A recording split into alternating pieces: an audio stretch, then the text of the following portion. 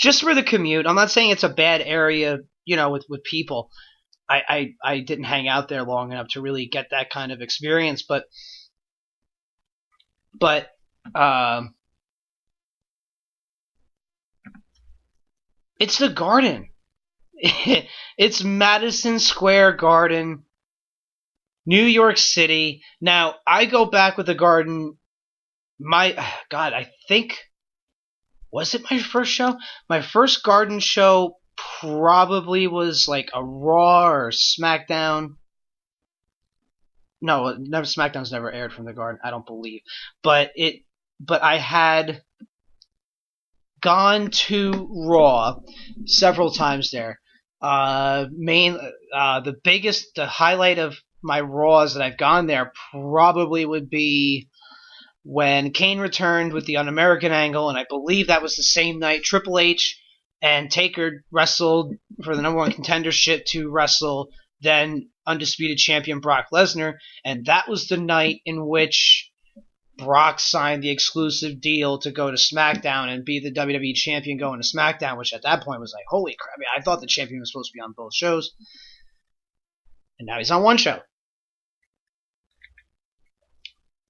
So, that Raw I was at, I missed the chance to go to the Raw where Kane unmasked at the Garden when he wrestled Triple H for the world title.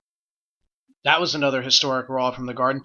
Triple H's return from his first quadricep injury, that took place at the Garden, that return. I was at the first Elimination Chamber. I was at WrestleMania 20. I was at the Royal Rumble, I think it was 2008, when Cena returned and won the Rumble. That was a big event. Actually, that event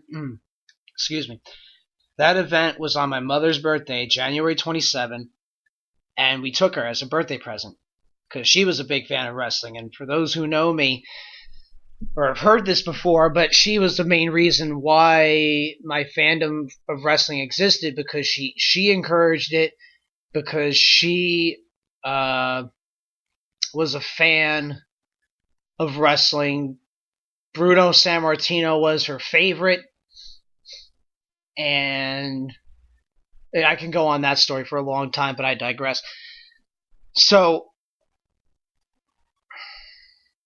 there's just something about, I mean, in recent years, it sucks that there hasn't been that big marquee broadcast of Raw or a pay-per-view at the Garden, because there's so many events that were huge in wrestling history that took place from there. I mean, obviously, you could go back to my mother's era of back in the day when Sammartino lost his first WWF championship to Nikolai Volkov in the Garden, to the Alliance's invasion of the Garden, because the big deal was no company other than WWF had stepped foot in the Garden, in many years. The brief research I did, I think you have to go back to like the 50s, the last time a company that wasn't McMahon affiliated ran out of the Garden. But there's just something about, and the reason why I plan on going to the Ring of Honor show at the Garden, it's not because of the company, although Ring of Honor has a great brand and they have great talent. I happen to work against one person who is a current member of the Ring of Honor roster, but that's besides the point. They had the momentum going, having Cody being one of their main guys, and the Bucks, obviously, and Bully Ray, who's a part of Ring of Honor, obviously a part of other big events that came out of the Garden. You think of the Survivor Series again, the first Elimination Chamber. I believe it was a tables 6-man tag. I think it was Bubba Ray Dudley, Spike Dudley, and Jeff Hardy against 3 Minute Warning and Rico. I believe that was the match. And then that's when Devon returned as a Dudley versus being Reverend Devon. I believe that all went on that day. But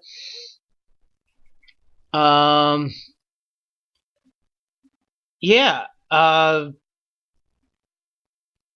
the history of wrestling at the Garden is so great, and there is nothing like watching a show there. I had been there many times for shows, house shows, Raws, pay-per-views.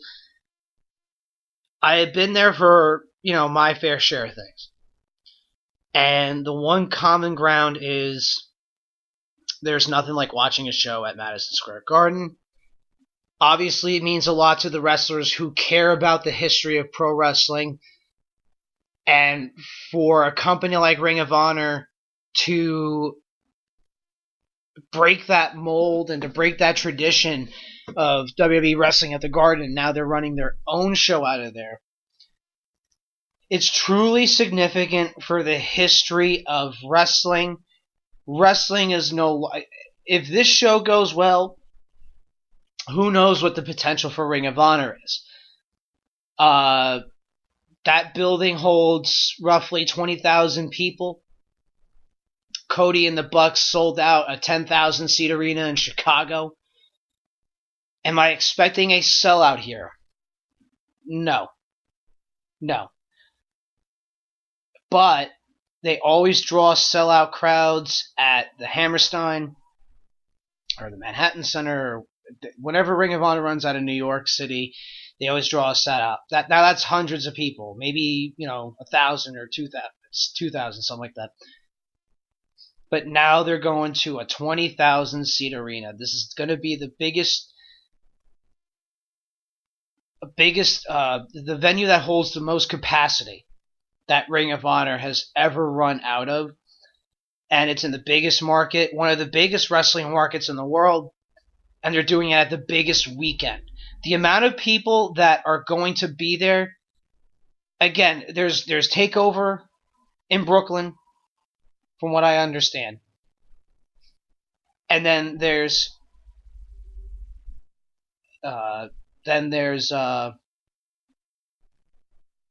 Ring of Honor and MSG. Now, with the event being in East Rutherford at the MetLife Stadium, where are people going to stay? They're probably going to want to stay closer to the arena. I'm not sure where Raw and SmackDown is going to be after that. Probably out of Brooklyn, too. Or they might just stay there. Who knows? It's a big metropolitan area. There's a lot of people that live in this area. And on top of all of that, you have the amount of people that are going to be coming in for the week's festivities. And Ring of Honor is always drawn well. I listening to Jeff Cobb's interview, they had mentioned, they had drawn about 6,000 out of a building in New Orleans. So obviously people out there are craving for something different in wrestling.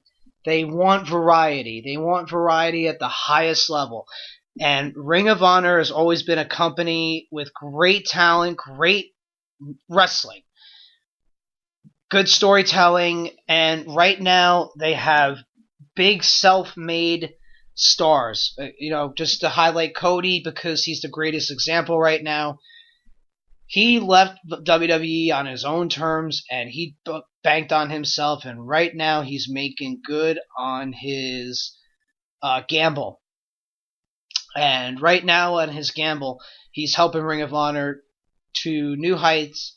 Kenny Omega, the attention he's getting as IWGP Heavyweight Champion, obviously being a part of New Japan Pro Wrestling. There's such potential for the card that's going to come out of this show between both companies. And there's plenty of time between now, July 14, 2018, to April 6, 2019, for matches to be made, for stars to emerge, for people to leave, for people to be injured. From now until then, who knows who will be on the show. We don't know that. And then we don't know of anybody else who would emerge as a top star.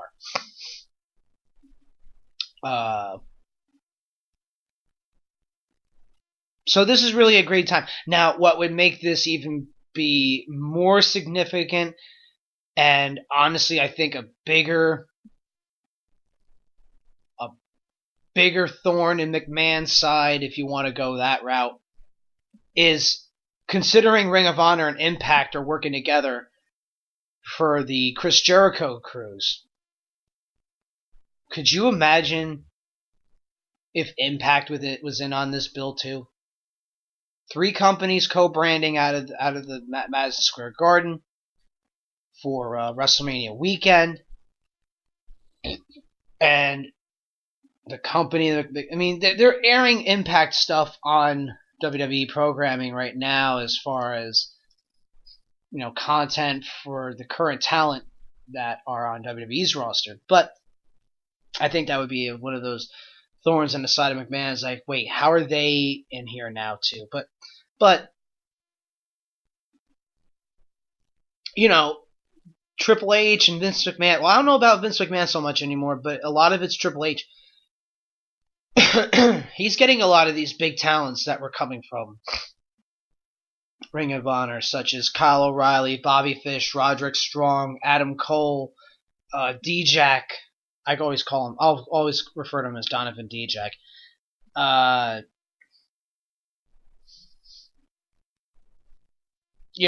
these other guys. Obviously, they've seen Ring of Honor. They know the talent that comes out of that company. They always look to get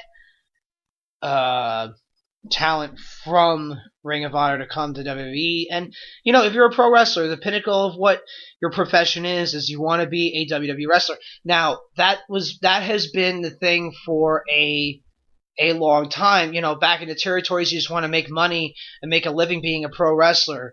You always want to go to the New York territory because that's the big deal. And it'll always be the big deal to be a WWE contracted talent. But now Ring of Honor is setting the stage for potentially other companies, television companies, taking notice of, okay, well, Ring of Honor is making a big statement and running out of Madison Square Garden.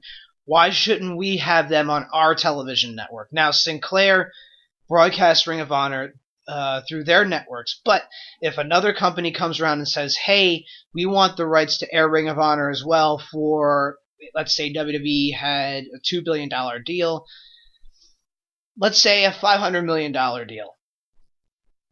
Not as much money in comparison to $2 billion.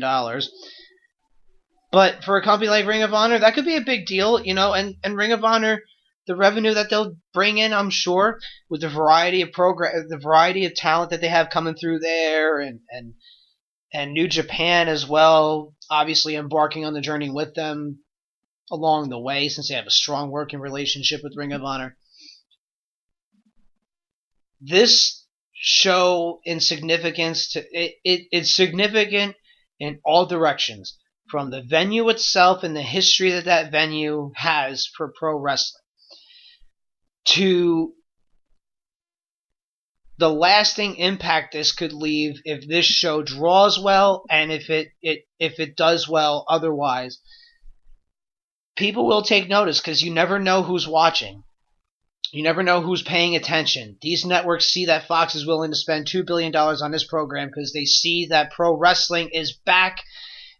I don't want to say that it was back, but now it's in the forefront of pop culture once again, between the Total Divas, Total Bella shows, which has a residual effect of, has the effect of, they are watching that.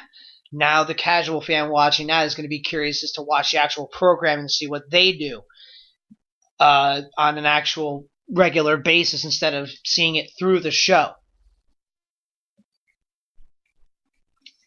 There's a lot of opportunity for Ring of Honor here, and the talent of Ring of Honor from this Madison Square Garden show.